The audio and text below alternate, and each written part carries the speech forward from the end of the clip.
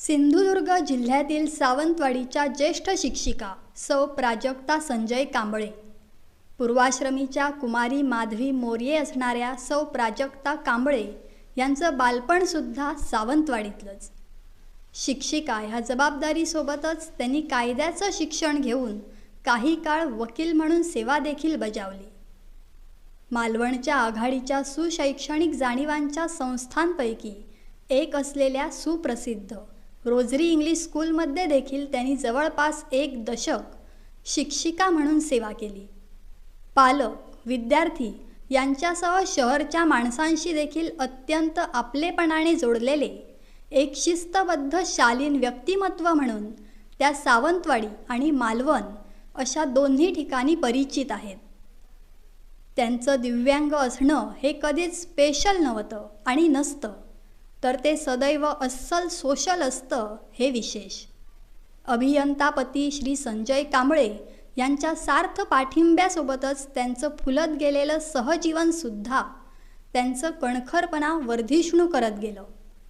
यंदा 8 मार्चला म्हणजे 2026च्या आंतरराष्ट्रीय महिला दिनाचं औचित्य साधत आपण त्यांच्याकडनं कुठल्याही आयत्या योजनांच्या अंमलाखाली राहत जगण्यापेक्षा स्वतःतील सर्वस्वाला आव्हान देत स्वबळाच्या कमाईवर खुलेपणानं रमायच्या त्यांच्या वृत्तीला त्यांच्यासोबत संवाद साधत साजरा करतोय.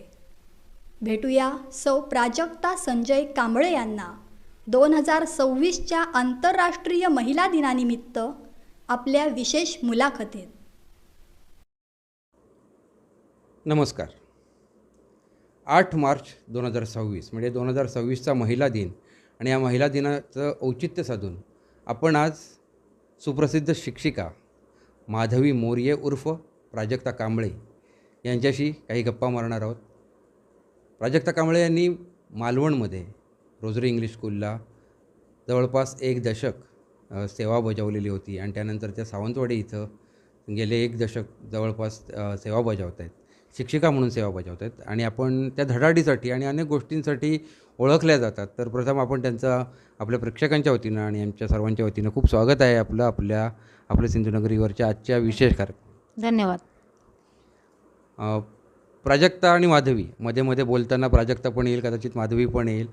आणि या सर्वात प्रथम तुमचं बालपण हे कुतूहल आहे सर्वांना, कारण काही मुद्दे असे आहेत की त्याच्यावर आपण आता चर्चा करूच, पण महिला दिनाचं औचित्य साधताना तुमच्यातला माणूस जो आहे तो माणूस आपल्याला सर्वांना समजून घ्यायचा आहे.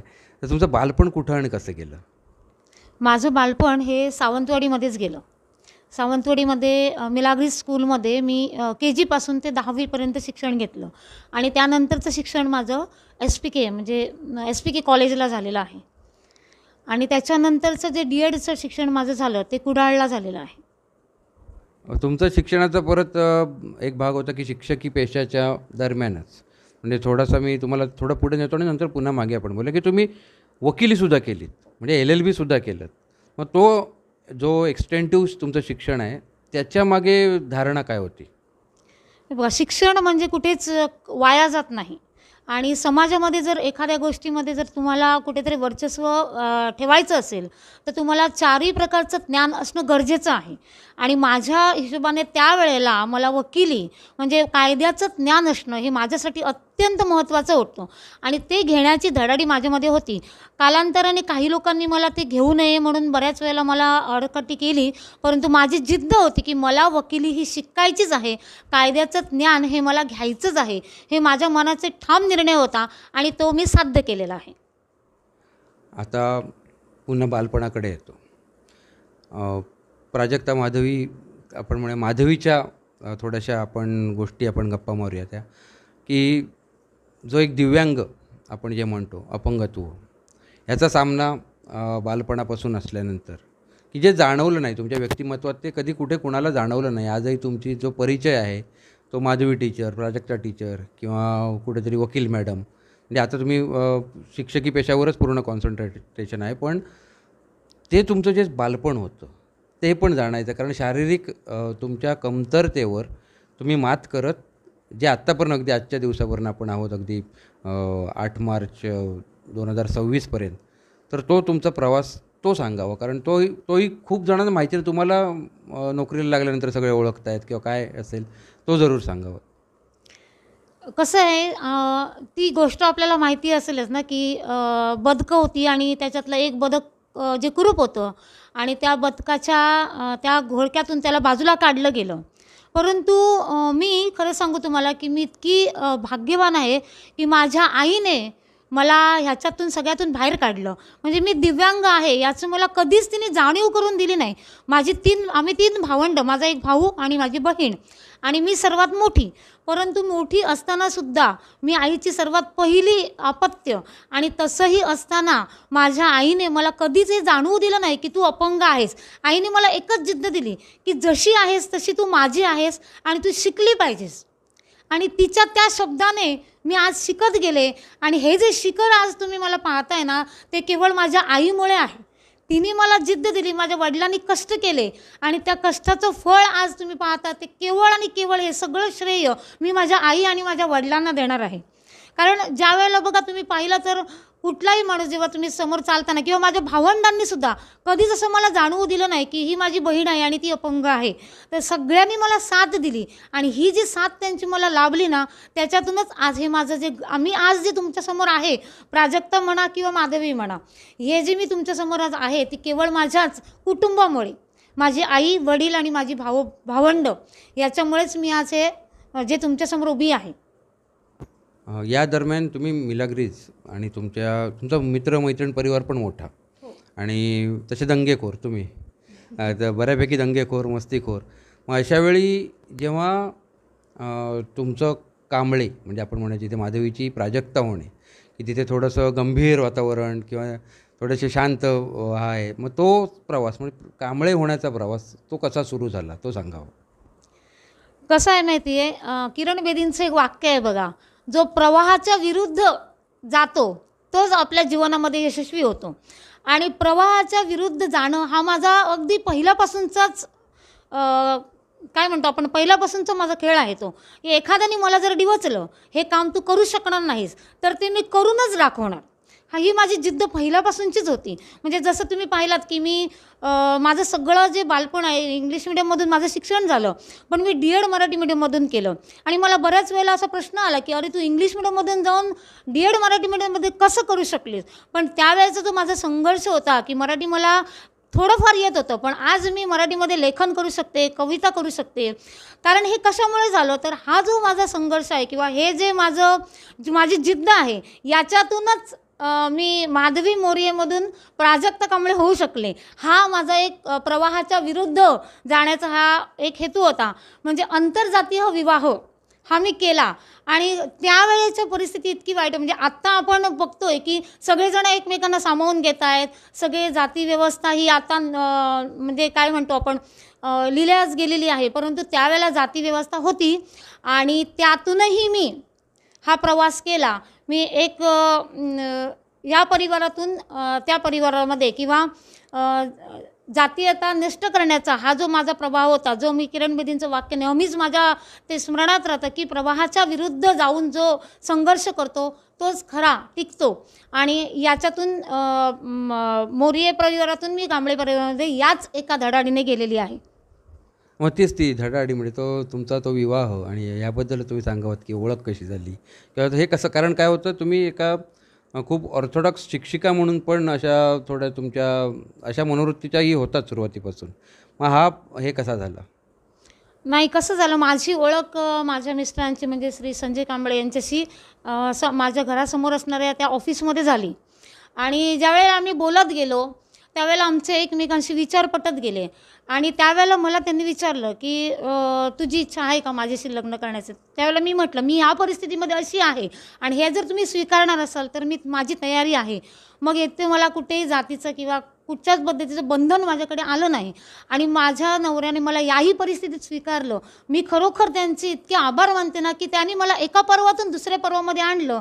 आणि त्याच्यानंतरचा जो हा माझा प्रवास झालेला आहे, जी काही मी PhD केली लेबर लॉमध्ये वगैरे, हे सगळं त्यांचं पाठबळ आहे. कारण इथे बघा प्रत्येक वेळेला आपण म्हणतो हां स्त्री गेली की ती अबला आहे किंवा तिच्या पाठीमागे तिला अनेक त्रास दिले जातात. पण मी तुम्हाला खरं सांगू, मी ज्यावेळेला ह्या परिवारामध्ये गेले ना त्यावेळेला मला ह्या सगळ्या परिवाराने इतकं छान स्वीकारलं की मला जाणवलंच नाही की मी इकडून तिकडे कधी गेले आणि त्या परिवाराशी मी एकरूप कधी झाले. आजही जेव्हा आम्ही घरी जातो, माझं घर कोल्हापूरमध्ये आहे, लाटवडे नावाचं गाव आहे आणि तिथे आमचं एक छान घर आहे. आम्ही आमचं एकत्र कुटुंब राहतो. ज्या ज्या वेळेला आम्ही इकडून जाणार असतो तेव्हा माझी जाऊबाई आहे, दीर आहेत किंवा माझी जी दीरांची मुलं वगैरे आहेत, त्यांना इतका आनंद होतो की ते मला स्पष्ट विचारतात, आंटी तू कधी येणार आहेस. म्हणजे हा जो एक आपुलकी आहे की मला कधी जाणवलंच नाही की मी माझ्या माहेरून मी कधी घरी गेले. आज मला ते माहेर वाटतच नाही, घर वाटतच नाही, ते मला माहेरच जाणवतं. म्हणजे संजय कांबळे यांचा म्हणजे तुमच्या म्हणजे सार्वजनिक बांधकाम विभागाचं ऑफिस तुमच्या घरासमोर आणि त्यांनी हा असा एक वेगळा रचला, आपण एक म्हणूया वेगळाच. आणि हे जे काही रचलं गेलं तुमचा विवाह, त्यानंतरची तुमची प्रगती ही झपाट्याने म्हणजे ही फार झपाट्याने झालेली आहे. आणि यानंतर तुमची प्रगतीसोबत तुमची सुप्रसिद्धी, लोकप्रियता किंवा त्याचं तुमच्या अनेक पालक असतील किंवा अनेक मुलं आहेत, मुलांचं तर प्रेम निस्वार्थी असतं पूर्णपणे शालेय. मग तो अनुभव कसा वाटतो तुम्हाला की आज म्हणजे मागे वळून बघताना मालवण असेल किंवा सावंतवाडी, मी असं वेगवेगळी काही म्हणत नाही, पण तिथे तुम्हाला शालेय शिक्षिका म्हणून आलेला अनुभव कसा होता? बऱ्याच वेळेला मला मालवणमध्ये म्हणा किंवा सावंतवाडीमध्ये कडक स्वभावाच्या शिक्षिका असं मला बऱ्याच वेळेला ऐकायला मिळतं. परंतु ज्या वेळेला ही मुलं माझ्या हाताखालून गेलेली असतात त्याच्यानंतर जेव्हा मला पालक भेटतात, हा टीचर तुमच्यामुळे माझा मुलगा कुठेतरी पुढे आला, हे जेव्हा मला समजतं ना त्यावेळेला माझा ऊर अभिमानाने भरतो.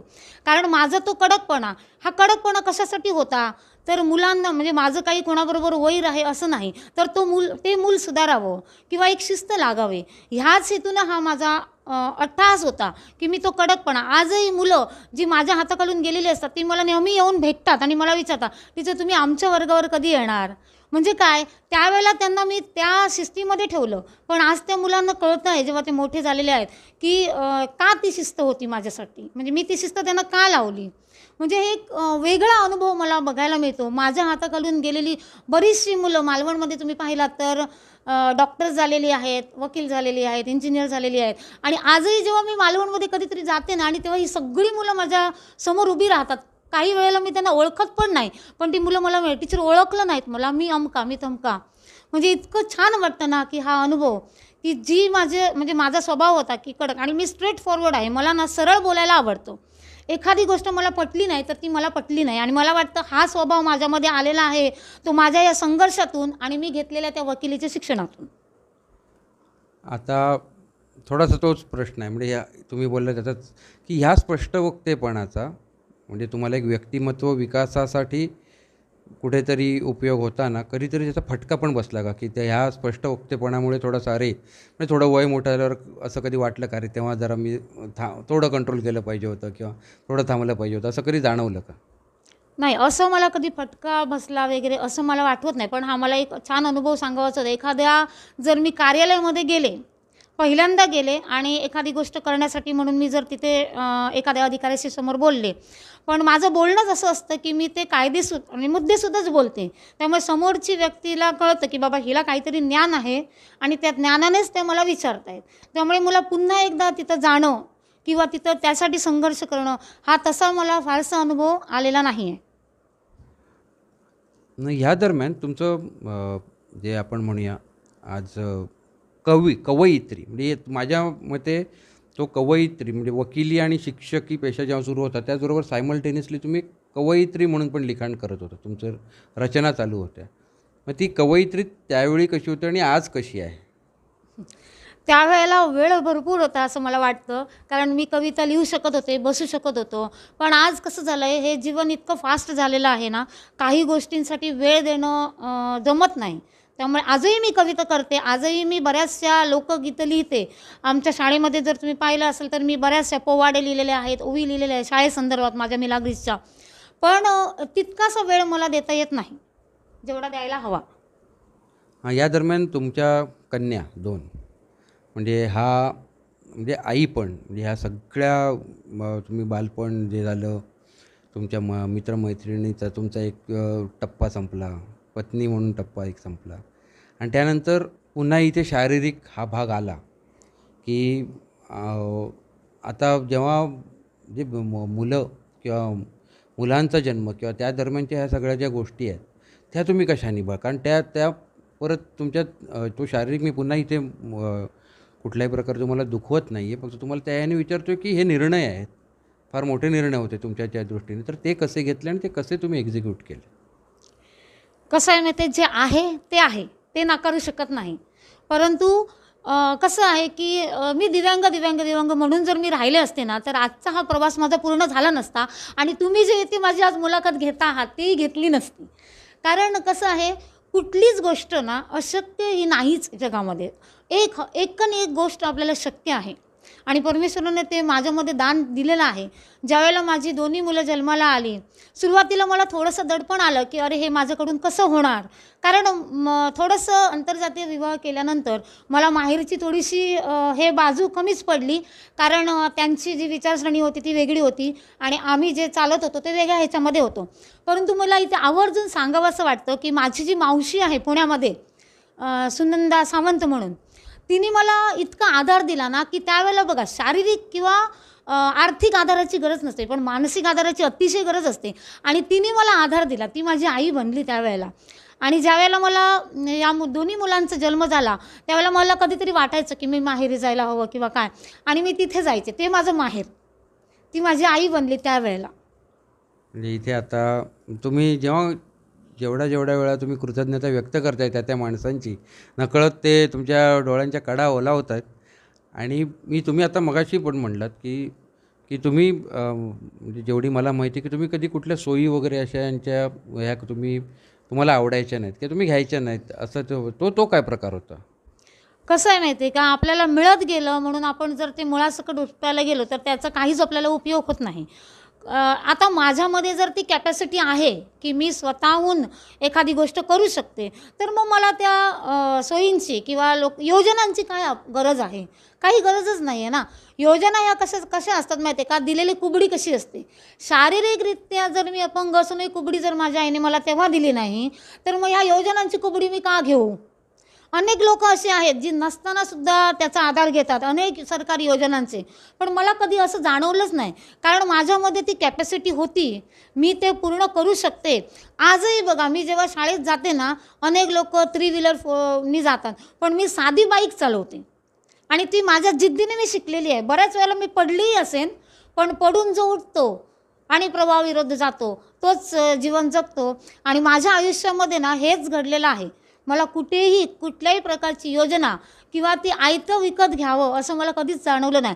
जे कष्टाचं आहे ते कोणीच घेऊन जाऊ शकत नाही. आणि मी परमेश्वराचे इतके आभार मानते की मला देवाने ना मला घेणाऱ्यातलं नाही तर देणाऱ्यातलं केलेलं आहे. आजही मी समाजामध्ये जेव्हा वावरते तेव्हा माझ्यामध्ये, मी तुम्हाला प्रामाणिकपणे सांगते की पंढूर तिट्यावरच्या कमलताई परवडेकर ज्या आहेत, त्यावेळेला मला त्या अपंग संस्थेमध्ये त्या अध्यक्षा होत्या आणि त्यांनी मला ही जिद्द दिलेली आहे की तुला कुठेही थांबायचं नाही आहे, हे अपंगत्व तुझ्या कुठल्याही आड येणार नाही, जेव्हा सामाजिक असू दे किंवा आर्थिक असू दे. आणि आज ना मला खरोखर कुठल्याच गोष्टीची उणीव नाही आहे. परमेश्वराने मला भरभरून दिलेलं आहे आणि मी देणाऱ्यातलं केलेलं आहे, ह्याच्यासाठी मी देवाचे आभार मानते. खूप छान. या दरम्यान तुम्ही परमेश्वराचे आभार मानलेत, कारण ज्या गोष्टींच्या खूपदा स्रोत आणि त्याचा मूळ आपल्याला जेव्हा जाणीव होत होते प्रगल्भपणे, त्याप्रमाणे तुम्ही छान, म्हणजे ते बोलणं थांबूच नाही असा वाटत होता, कारण खूप काही आम्हाला शिकता आलं त्या ह्याच्यातून. आता एक आपण समारोपाकडे येताना की तुमची मुलाखत, येस डेफिनेटली कम्प्लीट इंटरॅक्शन जे आता आपलं होतं, जे काही संवाद झाला, it's self a big message, पण दुर्दम्य म्हणू शकतो आपण, दुर्दम्य इच्छाशक्ती वगैरे. पण आता आपले काही युवक आहेत, युवती आहेत, आणि आता आपण जसं आपण मुलाखतीत नेहमी सांगतो, मी खास करून की आता युवक युवतींना किंवा इच्छुकांना वय नाही आहे, तो 60चा पण असेल, 40चा पण असेल, नवं जगू पाहतोय. मग नवं जगू पाहणाऱ्यांना तुमचा संदेश काय असेल? जीवन ही अविरत चालणारी गोष्ट आहे आणि आज मला याच युवक युवतींना सांगायचं वाटतं की तुम्ही कुठल्याही वाईट गोष्टीच्या मार्गाला जाऊ नका, किंवा हे रील्स बनवणं, मोबाईल बघणं, एखाद्यावरती कमेंट करणं काहीही फायदा होत नाही. प्रत्येकजण आपापल्या ठिकाणी योग्य प्रकारे काम करत असतो. आपण आपल्यामध्ये फक्त वाकून बघा की तुम्ही काय करता आहात, तुम्हाला काय करायचं आहे. आणि जेव्हा तुम्ही स्वतःमध्ये डोकावून बघणार तेव्हाच तुम्हाला खरी गोष्ट कळणार आहे की जीवनामध्ये मी कुठे आहे आणि मला कुठे जायचं आहे. खूप छान. आणि हा महिला दिन दणदणीत आपण म्हणू शकतो. एक महिला दिनाची दणदणीत सुरुवात 2026च्या आपण करून दिलीत.